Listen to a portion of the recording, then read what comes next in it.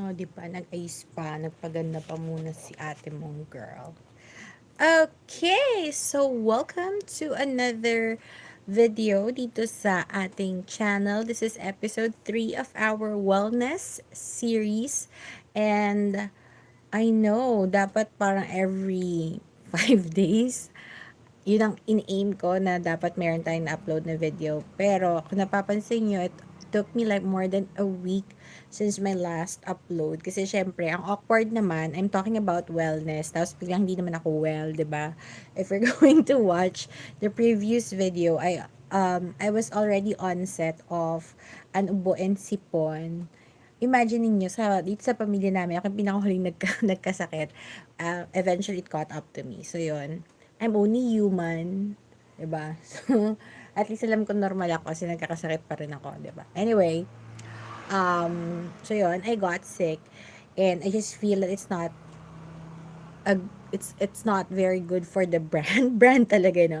For the brand, especially for the series, if I'll be talking about wellness, especially physical wellness, if I do not look physically well, 'di ba? Kasi I'll be talking at least for 15 minutes, and syempre mapapansin niyo eventually ubo-ubo at sipon-sipon ako.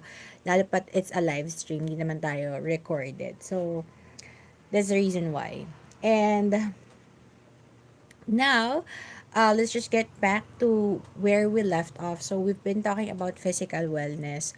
And the very first tip that I've shared is a diet tip wherein to jumpstart our diet coming from the holiday season is to drink 8 glasses of water, 'di ba? Hindi naman siya talaga necessarily has to be 8 glasses of water kasi there are other factors to consider, like your physical activity, yung mismong height and weight mo, and there's also such a thing called na yung parang overhydration, parang na rin nalulunod nun, which is also not good. Parang it's like water poisoning na rin, if my terms are correct. Pero look it up, those are true, kaya hindi rin maganda na na-overdose tayo ng tubig. So, make sure we just drink when we are thirsty. And if we think that we are hungry, uminom na tayo ng tubig. Pero syempre, if it's been like more than 6 hours na tayong huling kumain, tapos medyo nahilo na tayo, probably we really need to eat, 'di ba? So, yan. Di sapat na tubig-tubig lang. But definitely, drinking water hydration is something that's gonna help in jump-starting diet. Diba? Di pa ako hindi pa ako nag-weigh, so I don't know how much I weigh so far, or what's my current weight. So, hindi ko rin masabi kung anong nangyari. Kasi, factor in na rin natin the fact that I got sick. So, talagang humina din yung appetite ko in a way. And now, for this episode that we're gonna be talking about is 10,000 steps. Diba?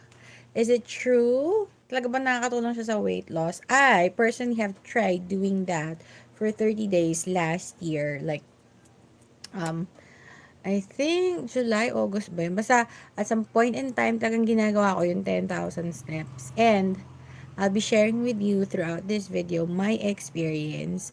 Is it really worth it? Is it really working? Is that really something that you have to do? If you want to know the answer, syempre, just stick with me. And before we talk about the 10,000 steps, bakit nga ba 10,000 steps myth ang biglang naisip kong pag-usapan? So, if you've been following my social media accounts, kahit na ako'y may sakit, nakapag-post pa rin ako, di ba? So, physical wellness, yun nga, isa sa mga tip ko is to, actually, hindi naman maglakad ng 10,000 steps. It's more on keep on moving, di ba? So, what does that mean? Ibig sabihin, it's very important na imbis na nag-lie down lang tayo, na nakahilata lang tayo, ay kumikilos din tayo. Kasi, legit yun, kapag nakahilata lang tayo, wala, kahit yung mga body, ano ba, processes, metabolic processes, parang nag-ano rin lang sila eh. Hindi naman talaga nagsha-shutdown, pero talagang bumabagal sila kasi nararamdaman ng katawan natin na hindi tayo kumikilos. Kaya, we have to store energy. Ano ba yun?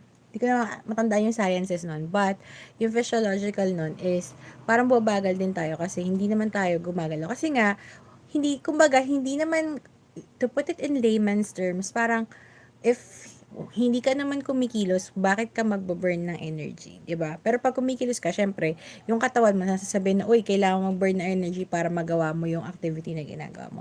Parang ganun lang siya in layman's terms. Kaya ako mapapansin nyo, even I personally experience it na nung nagpandemya, since bawas na bawas ang aking activity at that time, ano ba ginagawa ko? Syempre, kasi dati, kahit na hatid sundo ako, I still walk a few, siguro at least a kilometer na nag-ano din ako, naglalakad-lakad din ako. And, ano ba to? I cannot, ayun na nga. Okay. So, there. And, yeah, ano ba naman? Hello, ano naman tayo dito, di ba? Onting respeto naman, di ba? Kumbaga, ay, ano ba? Ano ang magandang term? Ano tayo dito? Tayo ay rated PG, di ba? This may not be for kids entirely kasi naman pambata yung pinag-usapan natin. Pero syempre, rated PG naman tayo, di ba? Huwag tayong bastos. Yun lang. So now, going back sa sinasabi ko, yun nga ng pandemya, prior to the pandemya, kahit na, syempre, I get to jog outside. Tapos, hindi lang yun, even sa work, talagang naglalakad ako, 'di ba? When I go out for lunch, I buy for coffee.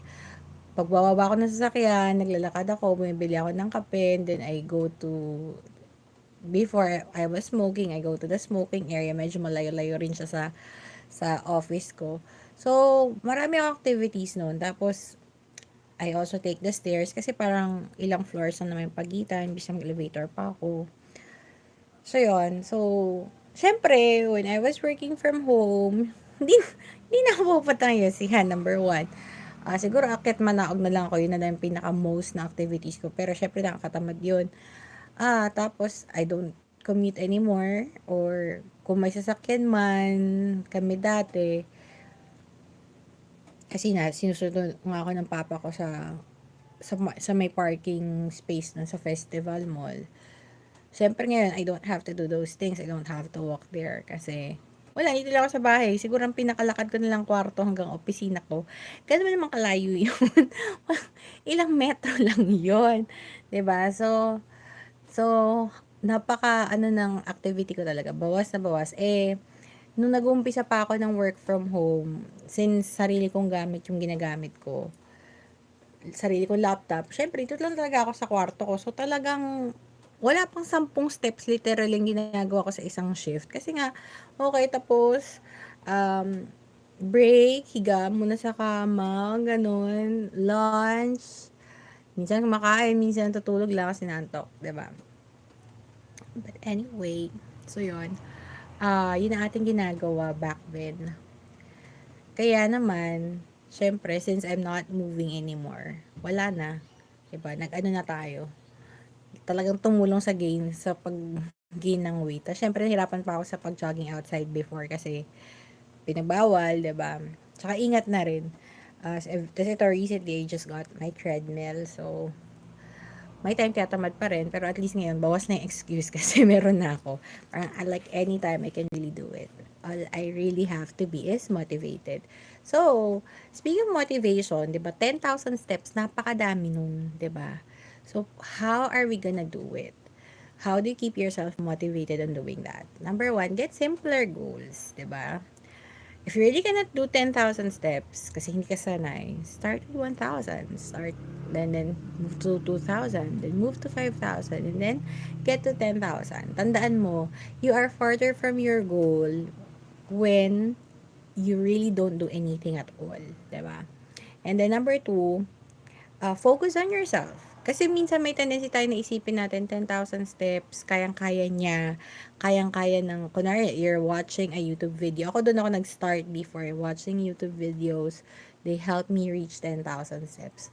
So, sometimes you may tend to compare yourself from them. Do not ever do that. Sabi ko nga sa'yo, focus on yourself. You can only do 1,000 ngayon.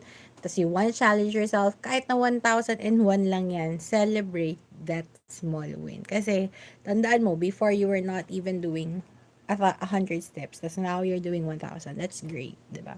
Sa gawin po 1,001. That is so much better. That is better already. Diba? Hindi man siya so much better, but that's better already. And then 3, find a way and find the fun in it. Diba? Create a game. Kunwari na naiinip ka na siya, 10,000 steps yun. Ang dami. 'Di ba? Create a game. Sabi mo, sige, every time that I can reach 1,000, ganito gagawin ko. May kakaibang step akong gagawin. I'm gonna be skipping or something. Ganon. Find the fun on doing these things. Kasi, the more that you're gonna be thinking na, ano ba, obligasyon mo sa sarili mo, the more it's gonna be difficult for you. But if you're thinking na you're doing this because it's fun and eventually you'll be more active, you'll eventually lose weight. Kumbaga, secondary na yung mga bagay na yun. Pero kung unang-una mo iniisip na it's fun, talagang hindi siya magmumukhang chore sa'yo. 'Di ba? Magmumukha lang siyang part of your day. So that's how you keep yourself motivated. And now to answer the question, is 10,000 steps per day healthy? Well, that's movement, so I would not say no. Pero syempre, if depende yan sa physical activity mo, if you're someone who's recovering from something, I think 10,000 steps can be a lot. Let's say for example, yung father ko, diba, he was bedridden and now, after the therapy and all, medyo nakakatayo na siya, nakakalakad. If I'll be forcing him to walk like 10,000 per day, I don't think it's healthy for him kasi nga he's still recovering. So, yun. And just like water, di ba, 8 glasses na napag-usapan natin, it's just a numbers that's easy to remember. So, parang ganun rin lang siya. It's just like an average number that is healthy for a lot of people.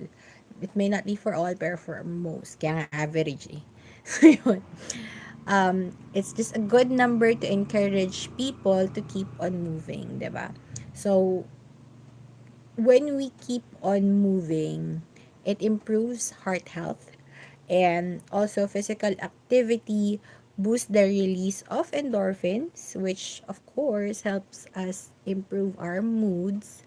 And it also places extra stress on our bones, which helps improve bone density and lowers the risk of osteoporosis. O, diba? So, it has these benefits. Walking has benefits talaga for our health, hindi lang weight loss.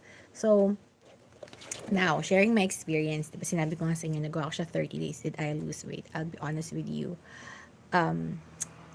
Sabi nga, you can never outrun a bad diet. So, gutom na ako lagi. Pagod na pagod ako lagi. So, I end up eating a lot. So, partnership talaga yan for diet and physical activity if you want to lose weight. Ako, yun ang palagi nagkakamali ako. I always tend to do so much. Like, 1 hour every day, minsan 90 minutes pa. There is even some point where I'm working out like 2 hours a day and I'm not losing weight. Why? Because I tend to eat more. It's just not really healthy. So you really have to find a sweet spot for you. So 10,000 steps, is it really effective? Tandaan, hindi lang pag kilos ang tanging factor kung gusto mo pumayat. There are a lot of things which I'll be sharing with you also in the succeeding videos. Diba? We are on overall wellness, but at some point, we will be talking about weight loss. Kasi, in a way, weight loss and wellness, they come hand in hand. Kasi,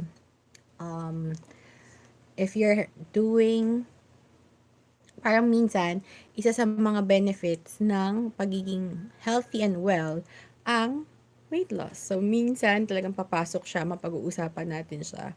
And that's okay, that's fine. Pero again, that's not the main goal. The main goal is for us to achieve holistic wellness. It's just that right now, we are on the part wherein we are talking about physical wellness. So far, what we've talked about would be diet and then physical activity. So, tandaan, hindi mo naman kailangan mag 10,000 steps. What you just really need to do is to move. Movement po. 'Di ba? Imbes na, kunwari sabihin natin, Pag nagko-commute ka, is it really worth it na mag-commute o malapit lang, pwedeng lakarin? Baka naman, 'di ba? Kung lalo na kung hindi naman tayo malalate, why not? Elevator, do you really have to take the elevator? Lalo na ngayon, 'di ba? Ang hirap maging in a closed space. Kung ilang floors lang naman, why not just take the stairs? Minsan mas mabilis pa siya, 'di ba? And what else? Um, as much as possible, if you're just watching, why not every 30 minutes, tumayo ka, stretch, 'di ba? Move, maglakad-lakad ka sa paligid. It won't hurt anyone. So that's it for now. I hope you enjoy the tips. I hope you enjoy the talk. I hope you also like the motivational tips that I gave you para naman mapilitan kang kumilos-kilos every day. It's good for you. And I'll see you in the next video. Thank you so much for watching and goodbye for now.